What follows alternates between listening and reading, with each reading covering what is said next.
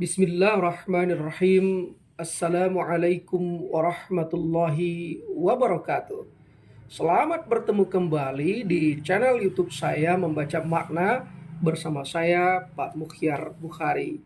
Pertemuan kita pada bulan Ramadan ini masih membahas tentang seputaran Ramadan yang kita tinjau dari perspektif filsafat. Sebelum berlanjut seperti biasa, saya ingin disclaimer dulu bahwa pembahasan kita ini bukan pembahasan tafsir, bukan pembahasan fikih dan yang semacam itu. Ini hanya pembahasan berdasarkan analisis pemikiran yang berkaitan dengan ibadah Ramadan di bulan puasa ini. Baik teman-teman semuanya, pertemuan kita kali ini merupakan pertemuan yang ketujuh di bulan Ramadan ini, khusus edisi bulan Ramadan, pertemuan yang ketujuh.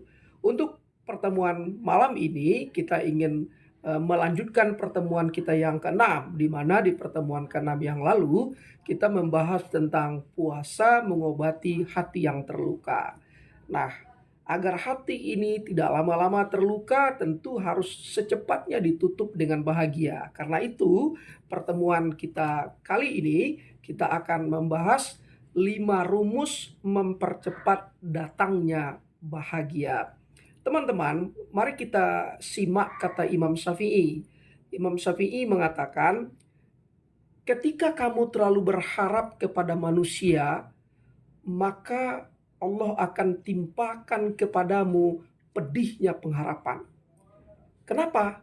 Karena sakitnya pengharapan itu karena engkau menggantungkan harapanmu kepada selain Allah.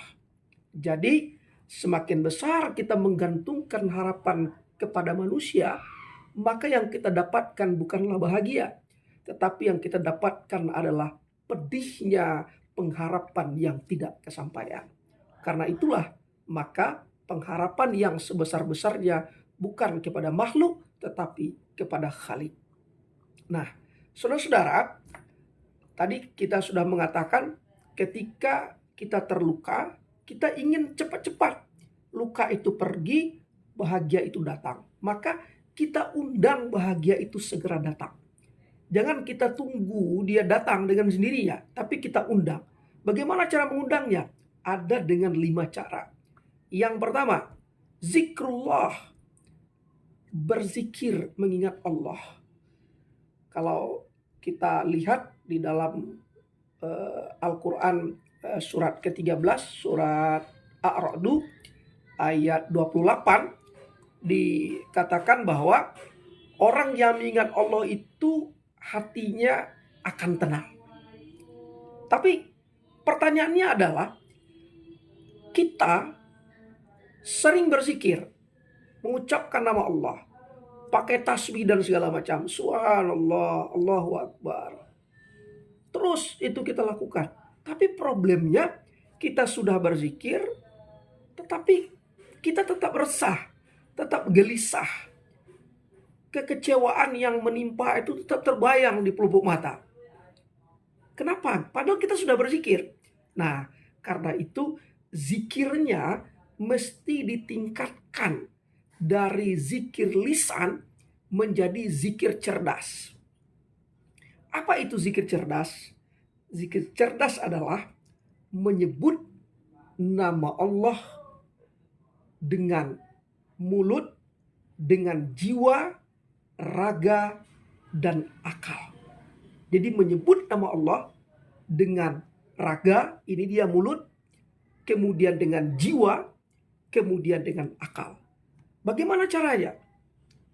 Ketika mulut berzikir, jiwa meyakini, lalu terbayang sama kita. Ketika kita menyebutkan Allah, Allah, maka terbayang sama kita Allah Maha Pengasih.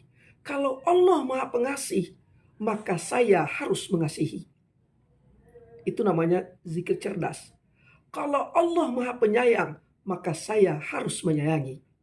Kalau Allah Maha Pengampun, maka saya harus menjadi orang yang pemaaf.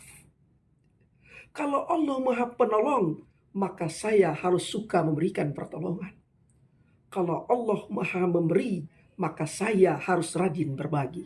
Maka bulan Ramadan ini dibentangkan oleh Allah pahala-pahala yang kita kerjakan sunnah dinilai wajib seperti pahala wajib, sementara pahala wajib yang kita ibadah wajib yang kita lakukan dilipat gandakan oleh Allah pahalanya. Jadi zikir yang cerdas adalah zikir yang diucapkan oleh lisan, raga, diyakini oleh hati, oleh jiwa, kemudian dicerna oleh akal secara cerdas. Allah Maha Penyayang, maka saya harus tampil menjadi orang yang menyayangi. Allah Maha Penolong, maka saya harus tampil sebagai orang yang selalu memberikan pertolongan.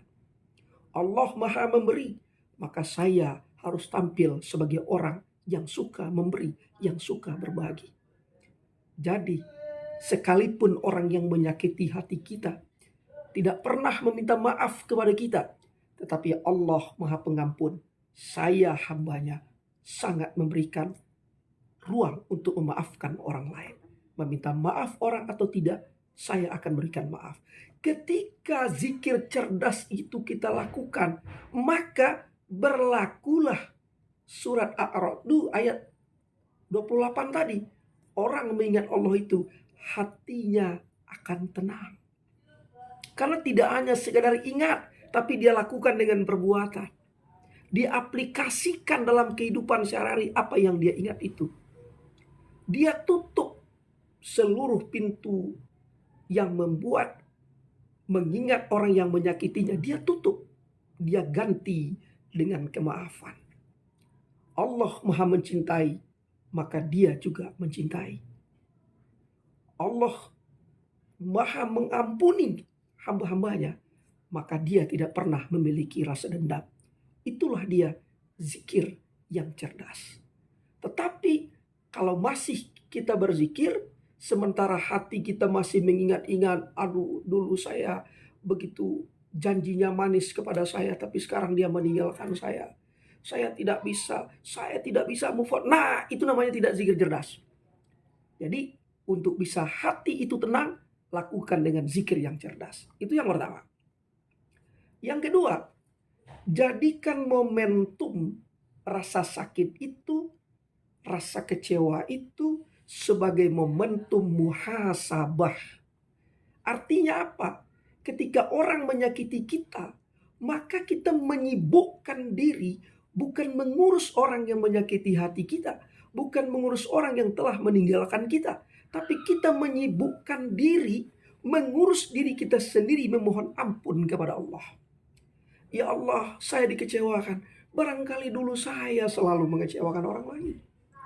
Ya Allah, saya diabaikan oleh orang itu. Barangkali saya sering mengabaikan orang lain, bahkan mengabaikan dirimu. Ketika azan datang berkumandang memanggil, saya masih tenang-tenang saja tidak peduli. Maka hari ini wajar kalau orang mengabaikan saya.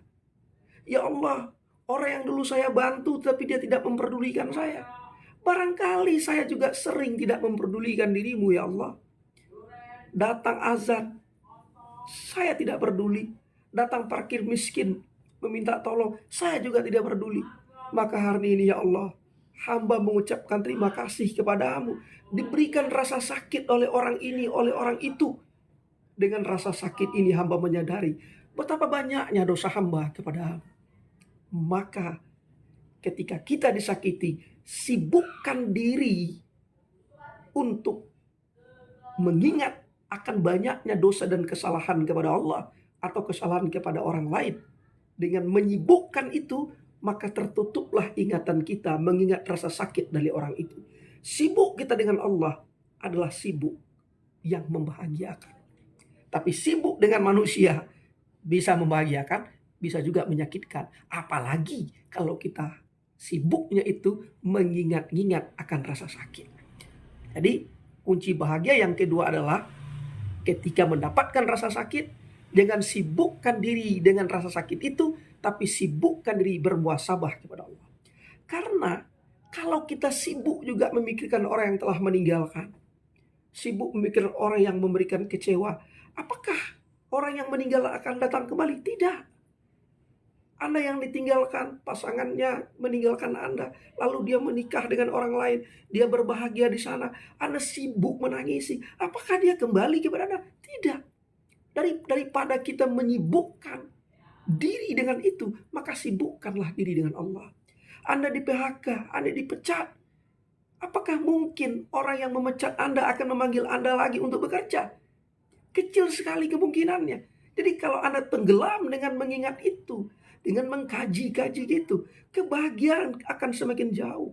Maka sibukkan diri dengan mengambil momentum. Inilah momentum saya untuk bermuhasabah, untuk mengingat Allah. Itu yang kedua. Yang ketiga, ini memang berat, tetapi memberikan kebahagiaan kepada kita. Mendoakan kebaikan dan kemuliaan pada orang-orang yang menyakiti hati kita. Kenapa demikian? Karena sesungguhnya ketika kita mendoakan orang lain, sebenarnya itu adalah doa untuk kita.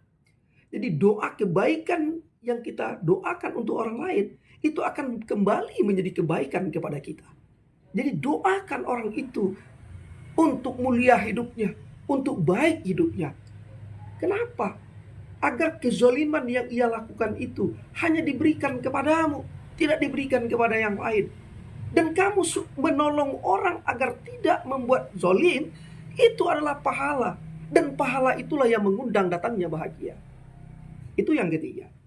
Yang keempat, jadilah hidup yang qanaah. Apa itu hidup yang qanaah? Kemampuan untuk mencukupi diri dengan apa yang kita punya. Ini sikap batin. Kenapa kita sering susah? Kita susah itu adalah ketika kita ingin mencukupkan kebutuhan kita di luar yang kita punya. Susah kan? Kita ingin mencukupi diri kita di luar yang kita punya, di luar batas kemampuan kita. Itu yang membuat kita tidak bahagia. Kalau kita hanya sanggup berbuka bersama di rumah makan Ampera, maka jangan mencukupkan diri, memaksa diri untuk buka bersama di restoran. Itu menyusahkan. Kalau kita hanya mampu untuk berbuka bersama di Ampera, ya sudah di Ampera saja. Itu qanaah namanya. Kalau hanya sanggup membeli baju lebaran di tempat orang jual pakaian bekas, yang penting membeli baju baru, sekalipun itu bukan baju baru, tapi belinya baru, ya sudah segitu saja. Jadi mencukupkan diri dengan apa yang kita punya itu adalah perasaan, sikap batin, sikap jiwa. Diikuti dengan akal, ya. Apa akalnya? Kemampuan saya cuma segini, tidak lebih dari ini. Nah, inilah yang bisa mencukupkan kebutuhan saya. Itu yang keempat. Yang terakhir, baru kita bertawakal kepada Allah. Tawakal itu adalah suatu sikap batin yang kita hidupkan setelah ikhtiar maksimal kita jalankan. Sebenarnya tawakal itu tidak harus setelah ikhtiar. Jadi nomor 5 ini dia bisa menjadi nomor 5 dan ditempatkan menjadi sebelum nomor 1. Nah, jadi tadi nomor 1 adalah zikrullah, mengingat Allah. Sebelum kita zikir, kita tawakal dulu kepada Allah itu. Jadi tawakal ini dia berada pada zikrullah, dia berada pada muhasabah, dia juga berada kepada berdoa, dia juga berada pada qanaah. Jadi tawakal kepada Allah itu berada di setiap aspek kehidupan kita. Baik teman-teman, itulah 5 rumus untuk dapat mengundang perginya luka dan kita undang cepat datangnya bahagia. Semoga bulan Ramadan ini menjadi bulan yang kita isi dengan kebahagiaan. Kebahagiaan apa itu? Kebahagiaan memaafkan, kebahagiaan bersedekah, kebahagiaan berbagi, dan kebahagiaan bermesraan dengan Allah Subhanahu wa taala. Semoga Allah meridhoi kita semua. Terima kasih. Mohon maaf. Wassalamualaikum warahmatullahi wabarakatuh.